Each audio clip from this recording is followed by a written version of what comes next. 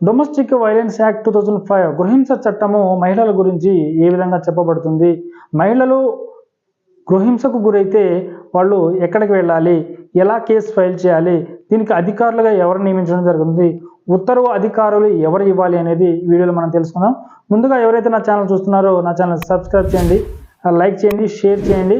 ఈ వీడియో గురించి మీ యొక్క అభిప్రాయాలు కామెంట్ రూపంలో తెలియపరచండి. టాపిక్లోకి వెళ్దాం. మనం డొమెస్టిక్ వైలెన్స్ యాక్ట్ 2005 మనకి చూసుకున్నట్లయితే గృహింస నుంచి మహిళలకు రక్షణ ఏ విధంగా కల్పించాలి, రక్షణ అధికారాలు విధులు ఎవరి చేత మనకి ఇవ్వడం జరుగుతుంది, అదేవిధంగా పిల్లలకు రక్షణ డొమెస్టిక్ వైలెన్స్ చట్టంలోని ఏ విధంగా ఇవ్వబడ్డాయి, అదేవిధంగా అత్త కోడల విషయంలో ఈ గృహింస చట్టం ఏ విధంగా పొందుపరచడం జరిగింది, పెళ్లి రుజువు చేయాల్సిన విధానాన్ని గురించి కూడా మనకి చట్టంలో తెలియపరచడం జరిగింది.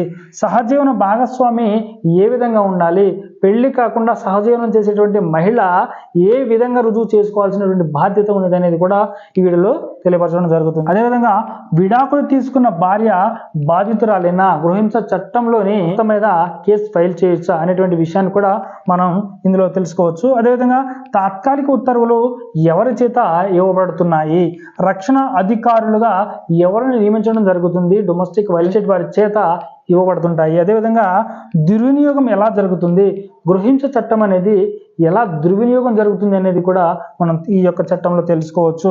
ప్రపంచమంతటా ఇంటి నేరస్తులైనటువంటి విషయాన్ని కూడా మనకి గృహింస చట్టంలో తెలియపరచడం జరిగింది. అదేవిధంగా న్యాయమూర్తుల పాత్ర ఏ విధంగా ఉంది ఒక గృహింస చట్టంలోని, అదేవిధంగా చట్టానికి తూట్లు పడిచేటువంటి ప్రయత్నాలు ఏమైనా జరుగుతున్నాయా, చట్టానికి వ్యతిరేకంగా ఈ గృహింస చట్టం ఏం చెప్తుంది అనే విషయాలు మనం కూడా చూసుకోవచ్చు.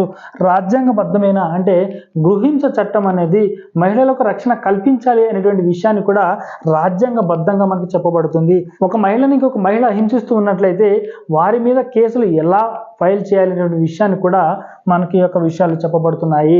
డొమెస్టిక్ వైలెన్స్ చట్టం 2005 ప్రకారం మనకి ఏం చెప్పబడుతుందంటే ఈ విషయాలన్నీ కూడా తెలియపరచడం జరుగుతుంది. ఈ వీడియో మీకు నచ్చినట్లయితే లైక్ చేయండి, షేర్ చేయండి, సబ్స్క్రైబ్ చేయండి.